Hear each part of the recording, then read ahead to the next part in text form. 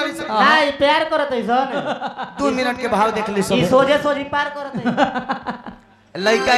लड़का Patna eco park में इंतजार करता कि आज मुलाकात के बहुत दिन हो गए आ जाए हैं हां लड़की धीरे धीरे आवती है जा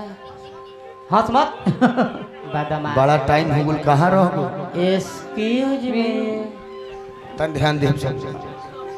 कहाँ रहलू हो घरवा बनत रहे सीटा ढोवत रहे ई सोजा सोजी देखावे लागत इस रे कहाँ रहलू हो बाबा घर पोचारा करत रहे पीछे का छुपा करो देखाओ अरे अरे अरे देखावा ना तो हाथ कहीं और घुस जाए अरे शुभ विवाह अच्छा तारा भाई के बियाह काट दे में लटका दलो हमरा का के तब कहीं करा माई के बियाह बा के कर बियाह